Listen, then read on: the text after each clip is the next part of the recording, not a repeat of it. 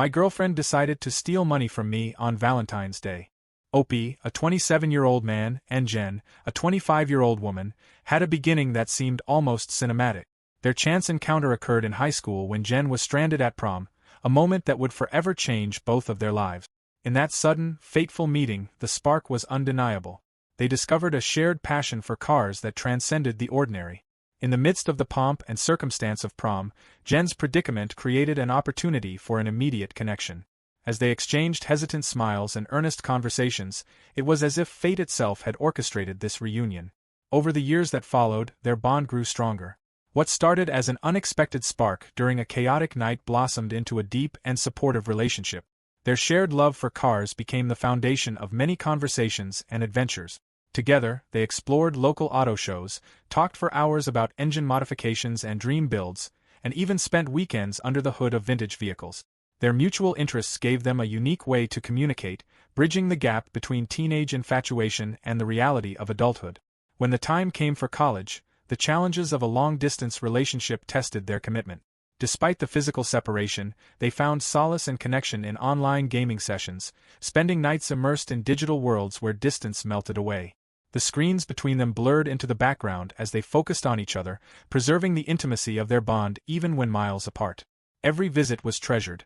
Each reunion reaffirmed that their connection was strong enough to withstand the hardships of separation.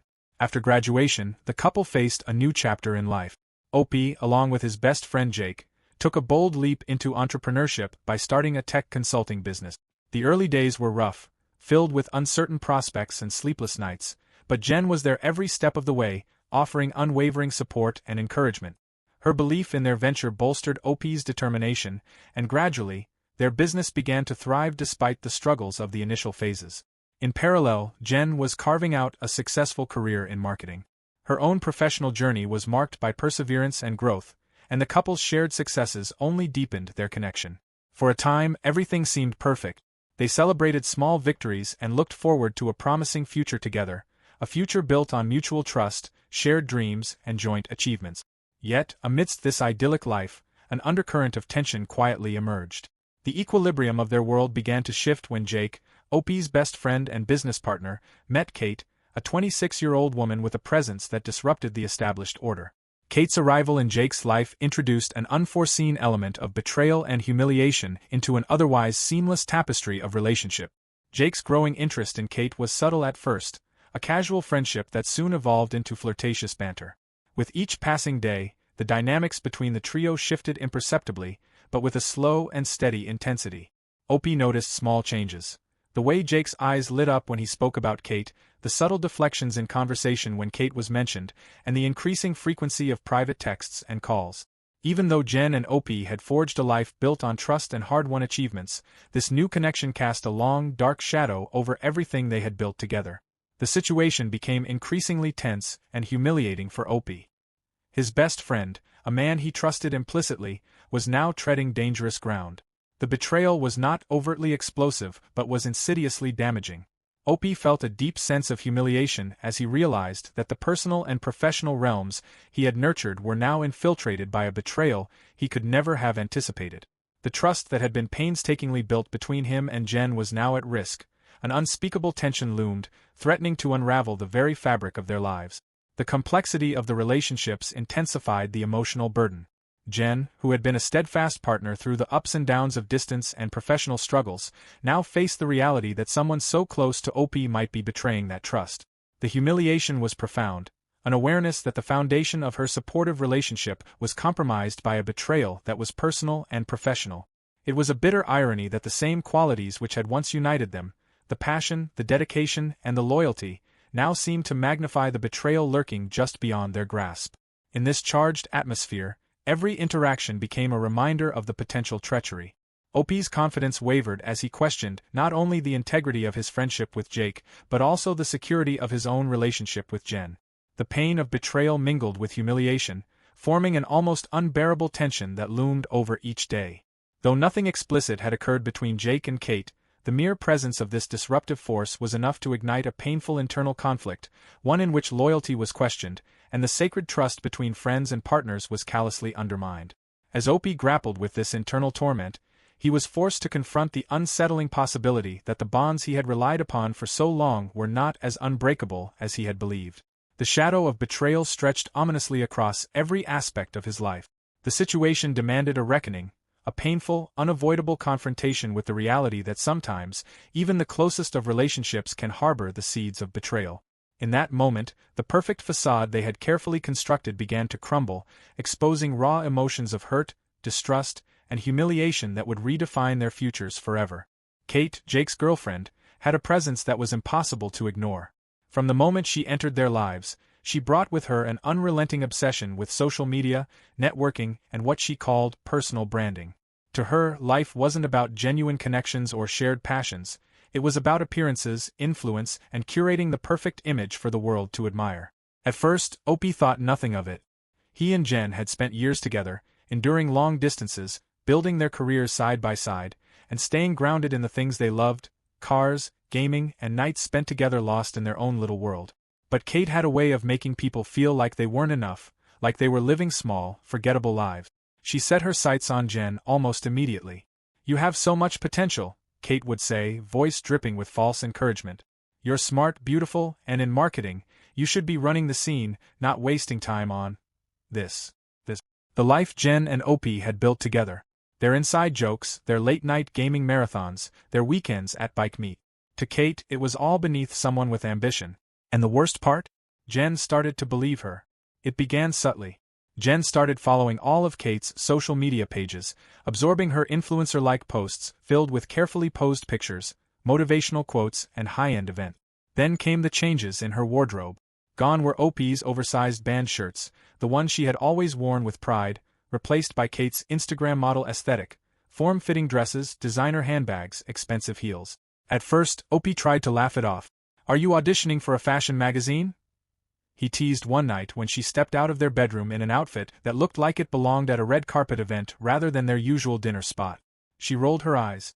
"I just want to start dressing like someone who takes herself seriously." Opie had no problem with her dressing up, but something felt off.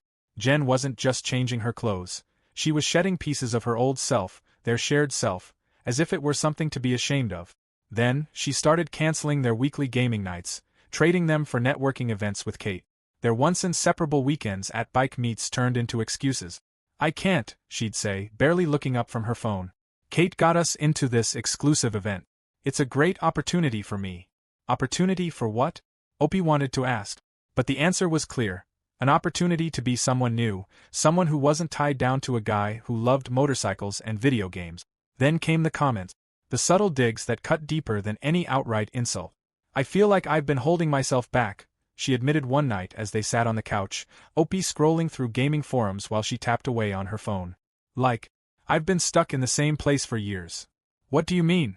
Opie asked, his stomach twisting. She hesitated, but then the words came tumbling out. "I mean, think about it. Kate's right, branding matters. The way we present ourselves matters. And like, I don't want to be the girl who just plays video games and hangs out at bike shops forever." That hit him harder than he expected. He wasn't some deadbeat playing games all day. He ran a successful tech business, built something from the ground up. But suddenly, everything they had shared, all the things they loved, were just embarrassing to her. But the worst was yet to come. It started with the secrecy. Jen, who had never cared much for passwords or privacy, suddenly became guarded. She started tilting her phone away when she texted, setting it face down whenever Opie was around. She changed her passwords, something she'd never done before, not in all their years together. And then, the late-night whispers. Opie would wake up in the middle of the night to find Jen hunched over her phone, her screen glowing softly in the dark. When he stirred, she would quickly turn it off, feigning sleep. "Who are you talking to?" he asked one night, his voice thick with exhaustion. "No one," she answered too quickly. "Just work stuff." But Opie knew better. The humiliation of it all burned deep. His girlfriend, the woman he had loved, supported, and trusted, was slipping away, and worse, she was ashamed of him. She wasn't just pulling away, she was erasing him from her life piece by piece. Their shared history, their traditions, their inside jokes, all of it was being replaced with Kate's vision of who she should be. And Opie? He wasn't part of that future. Each day, the tension grew heavier. Conversations turned into polite exchanges, their once effortless connection now strained and distant. He tried to hold on, tried to remind her of the life they had built together, but it was like grasping at sand. No matter how hard he tried, it slipped through his fingers. And the worst part? She didn't even seem to care. He had been proud of their relationship, of the years they had spent growing together, of the struggles they had overcome.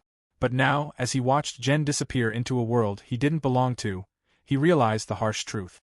She wasn't just leaving him behind. She was already gone. Kate and Jake's Valentine's Day party was supposed to be a fun night with friends, a gathering to celebrate love and friendship. But Opie had learned the hard way that anything involving Kate came with an agenda. Ever since she had waltzed into their lives, everything had changed, especially Jen. She was no longer the woman Opie had built a life with, no longer the girl who used to sneak out for late-night gaming sessions or wake up excited to go on a long motorcycle ride. Jen had become someone else, someone who was suddenly too good for him, too good for their past, too good for everything that once made them happy. Still, when Jen insisted they go to the party, Opie agreed, hoping, maybe foolishly, that they could just enjoy the evening. Maybe, despite everything, there was still something left to salvage. The moment they arrived, he knew he had made a mistake. The atmosphere was different, charged with an energy that had nothing to do with celebration and everything to do with spectacle. Kate had curated the perfect event, candlelit tables, expensive wine, soft music in the background, but the real show wasn't the dinner or the decorations. It was Jen. She was radiant in a dress Opie had never seen before, something expensive, something Kate would wear. She barely acknowledged him as they entered, her eyes scanning the room until they landed on Jake. And then, as if Opie wasn't even there, she beamed. From the very beginning, something felt off. The way Jen hovered near Jake, the way she seemed to hang on his every word, how she laughed a little too loudly at his jokes, touching his arm every chance she got. It was subtle at first, almost dismissible, but Opie saw it for what it was. Then came dinner. Jen was the one who arranged the seating chart, something Opie only realized as they were being directed to their places. He had assumed they'd sit together, why wouldn't they? But at the last moment, Jen swapped the name cards, taking a seat next to Jake instead, leaving Opie on the opposite end of the table. He tried to brush it off, tried to tell himself it didn't matter. It was just a seat. But as the night went on, the small humiliations piled up. Jen leaned in close to Jake, whispering things in his ear, giggling like a schoolgirl with a crush. She stole bites from his plate, then went a step further, cutting a piece of her own food and feeding it to him. The room fell silent for a moment, the other guests exchanging uneasy glances. Even Jake looked uncomfortable, shifting in his seat. But Jen? She didn't seem to care. Opie's hands clenched into fists under the table. He could feel the eyes of their friends on him, the quiet pity in their expressions, the tension thick enough to suffocate. They were watching a relationship unravel in real time, and Opie was trapped in the middle of it, powerless to stop it. Then came the final straw. Jen, accidentally, spilled her drink, right onto her dress, a perfectly timed mishap that gave her the excuse she needed. "Oh no," she gasped dramatically, grabbing Jake's wrist. "Come help me clean up." She barely spared Opie a glance before tugging Jake toward the kitchen, leaving behind a table full of guests who now had no choice but to pretend they hadn't just witnessed the most obvious ploy in history. Opie sat there for a moment, his pulse pounding in his ears. He knew he shouldn't follow. He knew he should let it go, keep his dignity intact. But something inside him snapped. Without a word, he stood up and made his way to the kitchen. And there she was. Jen was standing far too close to Jake, her hands on his chest, her voice a low murmur. Her body language said it all. This wasn't an accident, wasn't some innocent moment. She was seducing him. Jake, to his credit, looked horrified. His back was pressed against the counter, his eyes darting toward the doorway as if silently begging Opie to intervene. And intervene he did. "What the hell is this?" Opie's voice was sharp, cold. Jen spun around so fast it was almost comical, her expression flickering between shock and something else, something calculated. "You're spying on me now?" she snapped, as if she were the victim. "Seriously, Opie? You're that insecure?" Opie let out a short, humorless laugh. "Spying?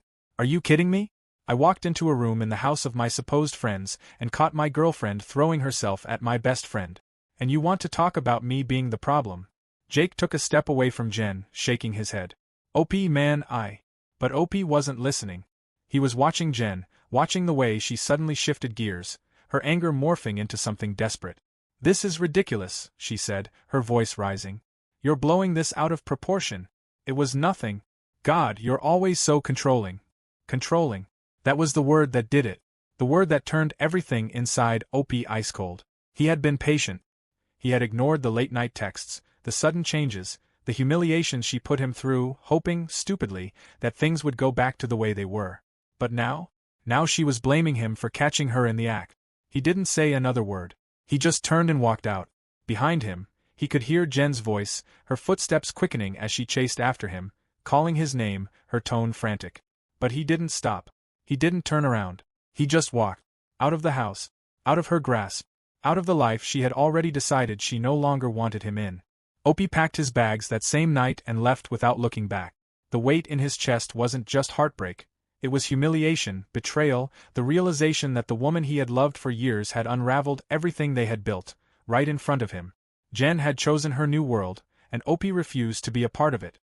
He moved into his brother's house, seeking temporary refuge while he figured out his next step. His brother didn't ask too many questions. He had seen enough to know that Opie wasn't in the mood to talk. The silence was comforting. After everything, Opie just needed space to breathe. Jen, however, wasn't about to give him that. The calls started the first night. Then the texts. At first, they were desperate. "I'm sorry. Please, let's talk. It was just a misunderstanding. Don't throw away everything we've built." Then, when Opie ignored her, the messages turned manipulative. "I can't believe you'd abandon me like this. After everything I've done for you? You're proving Kate right. You're proving that you never deserved me." She switched between playing the victim and lashing out, trying every tactic to get him to respond. But Opie refused. He had seen who Jen truly was, and no amount of carefully worded apologies or fake remorse could change that. For 2 weeks, Opie stayed away. He ignored every call, every plea, every guilt trip. He focused on work, on getting his mind back in order. He told himself he was done with her. And then, one night, he made a mistake. He went home. It was late, and he just wanted to grab some clothes, maybe clear out a few things from the apartment before making a permanent decision. He wasn't expecting anything, wasn't prepared for what he was about to walk into. The moment he opened the door, laughter drifted toward him. Soft, intimate, familiar. His stomach twisted. He stepped inside, and there they were. Jen and Jake, sitting together on the couch, a bottle of wine between them. Jen was wearing the same red dress from the Valentine's Day party. The same dress she had been wearing when she tried to seduce Jake behind his back. And now, here they were, drinking wine in the apartment Opie had left behind. Jen saw him first. Her eyes widened, but not in shock. In panic. "Opie," she started, scrambling to her feet, but he didn't wait to hear whatever excuse she had rehearsed. He turned around and walked right back out. Jen chased him into the hallway, barefoot, her voice rising in desperation. "It's not what it looks like," she begged. "Please, just let me explain." But Opie didn't stop. He didn't even look at her. Because it didn't matter anymore. There was nothing left to say. The next few weeks were hell. Jen, realizing that Opie wasn't coming back, shifted from damage control to full-blown destruction. If she couldn't have him, she would make sure no one else did either. First came the rumors. She painted herself as the victim, spinning a story so twisted that Opie barely recognized himself in it. She told people he had been controlling, toxic, emotionally abusive, that he had isolated her, kept her from growing, and that when she finally tried to break free, he had snapped. Then she got creative. She fabricated text messages, full conversations that never happened, where Opie supposedly threatened her, manipulated her, belittled her. She showed them to mutual friends, to colleagues, even to some of his business clients. And the worst part? People believed her. Some of Opie's closest friends, people he had known for years, suddenly started pulling away. They didn't ask for his side. They didn't question Jen's sudden transformation into the poor, mistreated girlfriend who had barely escaped his grasp. Even his family wasn't immune. His mother called him one night, hesitant, uncertain. "Opie," she said carefully, I need to ask. Did you really?" He hung up before she could finish the question. That was all it took. One story. One lie. And suddenly, people who had known him his whole life were looking at him differently. Then came the real damage. Clients started pulling business contracts. Work that had been steady and secure evaporated overnight. Opie watched as everything he had spent years building was torn apart by a woman who, just months ago, had claimed to love him. And still, she wasn't done. She messaged him one last time. "You should have just talked to me. We could have fixed this. But you left me no choice." That was the moment Opie realized this wasn't just about revenge. It was about control. Jen had spent years reshaping herself into someone new, and when Opie refused to be part of that image, when he refused to accept the person she had become, she decided to erase him instead. But Opie wasn't going down without a fight. He started recording conversations, saving every interaction, keeping proof of who Jen really was. He knew he couldn't undo the damage overnight, but he wasn't going to let her rewrite the story. Because this time, he would be the one to decide how it ended. It all came crashing down when the truth about Kate was exposed. For months, Opie had endured humiliation, betrayal, and the slow erosion of everything he had built. Jen had turned against him, dragging his name through the dirt, destroying his reputation, and leaving him isolated. His business had taken a hit. People he trusted, friends, colleagues, even family, had abandoned him, swallowing Jen's lies without hesitation. And then, the truth emerged. Jake had finally uncovered everything. Kate, the woman who had slithered into their lives like a virus, had orchestrated the entire mess, not just to ruin Opie, but as part of a twisted loyalty test for Jake. From the very beginning, Kate had been playing games. She had manipulated Jen, feeding her ideas about success, power, and image, convincing her that Opie was holding her back. She planted the idea that Jake was more successful, more ambitious, the kind of man Jen deserved. It had all been an elaborate scheme, a way to see if Jake would betray her. But what Kate hadn't anticipated was Jen actually falling for it. Jen, blinded by greed and the illusion of a better life, had gone rogue. She wasn't just pretending anymore.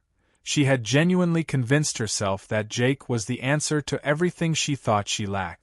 She had thrown away her relationship, destroyed Opie's name, and burned bridges, all for a fantasy. Jake had no idea he had been a pawn in Kate's game. Not until he found the messages. Kate had been sloppy. Somewhere along the way, she had let her arrogance get the better of her. She had left behind digital footprints, texts, emails, voice recordings, outlining her plan, laughing about how easily Jen had taken the bait, how she had never expected her to actually betray Opie so completely. Jake saw everything, and he snapped. He compiled all of it, every message, every recording, every disgusting little detail, and sent it out in an email that would change everything. The subject line was simple: the truth. Within hours, it spread like wildfire. Everyone who had turned against Opie, his friends, his clients, even his own family, saw the evidence laid out before them. The screenshots, the voice notes, Kate's own words confessing to manipulating Jen, laughing about how easy it was to convince her that Opie wasn't good enough. Suddenly, the tide turned. The same people who had whispered behind Opie's back, who had distanced themselves without a second thought, now flooded his phone with apologies. "I'm so sorry, Opie. I had no idea. I can't believe I believed her. Please, let me make it up to you. You didn't deserve any of this." But it was too late. The damage had already been done. Apologies wouldn't bring back the contracts he had lost, the friendships that had crumbled, the humiliation he had suffered in silence. They had been so quick to turn their backs, so quick to believe the worst about him. Now they wanted forgiveness? Now that they had proof? Where was that loyalty when he had needed it most? And Jen had lost everything. The moment the truth came out, she became a pariah. The same friends who had defended her, the same people who had comforted her when she painted Opie as the villain, now wanted nothing to do with her. She tried to reach out. "Opie, please. I was manipulated. I didn't know." He didn't respond. Because the truth was, Jen had known. She may have been manipulated, but no one had forced her to lie. No one had forced her to cheat. No one had forced her to destroy him. That was all her. And now, she had to live with it. Kate, too, faced consequences. Her carefully curated image crumbled. She was exposed for the manipulative snake she was. Jake, disgusted by everything, cut her off completely. Whatever power she thought she had, whatever influence she had tried to wield, it all turned to ash. But none of it mattered to Opie anymore. Because after everything, after losing his reputation, his friends, his business, he had learned the most important lesson of all. He had been surrounded by people who had never truly believed in him. And now? Now he was better off without them. The fallout was inevitable. After everything that had happened, the betrayal, the lies, the destruction of OP's reputation, there was no way he and Jake could continue working together. Their business had started as a dream, built from years of hard work and trust, but that trust had been shattered beyond repair. Even though Jake had ultimately exposed Kate's twisted game, it didn't erase what had happened. It didn't erase the humiliation OP had endured while his so-called best friend sat by, oblivious to the damage unfolding. And so, they split the company down the middle, 50-50th. It was a clean break. No lawsuits, no fights over asset. Just two men who could no longer stand to be in the same room together. Jake left town soon after, packing up and moving to Seattle in some desperate bid to find himself. Maybe he thought running away would help him escape the mess he had been a part of. Maybe he thought distance would erase the memories. But OP didn't care. Jake's absence was a relief. Jen, on the other hand, had nowhere to run. Her downfall had been swift. With the truth about Kate exposed, Jen lost everything she had built her new life around. The high-status friends she had tried so hard to impress wanted nothing to do with her. The connections she had bragged about dried up overnight. No one wanted to be associated with a woman who had publicly humiliated her long-term boyfriend only to end up alone and disgraced. Even Jake didn't want her. And that was the final blow. Jen had convinced herself that she was trading up, that she was leaving OP behind for someone more ambitious, more successful. But in the end, she had been nothing more than a pawn in Kate's game. And when Jake finally saw through the manipulation, he wanted no part of it. Now, Jen was truly alone. That was when she came crawling back. She showed up at OP's office one afternoon, unannounced, eyes red from crying, clutching her purse like it was the only thing holding her together. His assistant hesitated, clearly uncomfortable, but OP told her to let Jen in. He wasn't surprised to see her. She sat across from him, hands trembling, her voice shaky as she started talking. I messed up, she whispered. I got lost in Kate's mind games. She made me think I needed more, that I deserved better, and I was so stupid. I didn't see what I had. What we had. OP said nothing. He just watched her, arms crossed, waiting. I know I hurt you, she continued, her breath hitching. I know I ruined everything. But I swear, I never meant for it to go this far. I never meant to destroy us. He let out a short, humorless laugh. Didn't you? Jen flinched. Because they both knew the truth. She wasn't sorry. Not really. If Jake had chosen her, if she had gotten the perfect life she thought she was upgrading to, she wouldn't be here. She wouldn't be crying in his office, looking for a way back. She was only here because she had nothing left. And OP saw through every word. You didn't come back because you love me, he said coldly. You came back because you lost. Tears welled up in her eyes, but he wasn't moved. She had humiliated him in front of their friends, destroyed his name, cost him business contracts, and now she wanted to pretend it was just a mistake? That it could all be undone with a few tears and half-hearted apologies? No. She had made her choice. And now she had to live with it. Jen reached for his hand, but he pulled back. This is over, he said firmly. For good. He stood, signaling the conversation was done. Jen hesitated, then stood too, her lips trembling. Please, OP, don't do this, she whispered. I don't want to lose you. He stared at her for a long moment before replying. You lost me a long time ago. Then he walked to the door and held it open. Jen stood there for a second, as if waiting for him to change his mind. He didn't. Slowly, she walked past him, stepping into the hallway. And as soon as she was gone, OP blocked her on everything. Her number, her social media, even LinkedIn. She was nothing to him now. And for the first time in months, he felt free. Without the dead weight of Jen and Jake holding him back, OP threw himself into rebuilding his business. And this time, without distractions, he thrived. Bigger clients, bigger contracts. His company was more successful than ever before. He rebranded, distancing himself from the past, turning what had once been a struggling startup into a powerhouse in the tech consulting world. People started to take notice. Not just clients but real friends.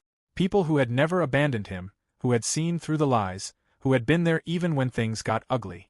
And then there was Emma. OP met her by chance, through mutual friends at a motorcycle track day. She was different from Jen in every possible way.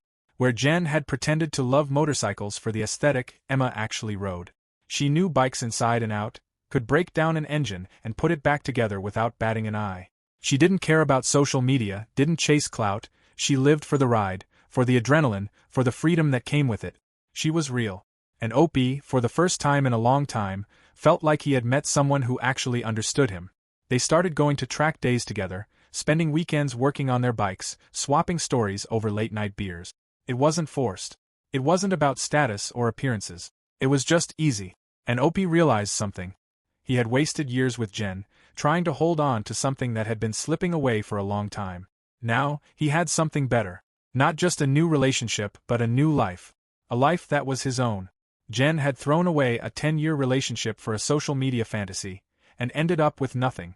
Meanwhile, Opie had cut out the toxicity, rebuilt his business, and found someone who actually valued him for who he was. And in the end, that was the greatest revenge of all.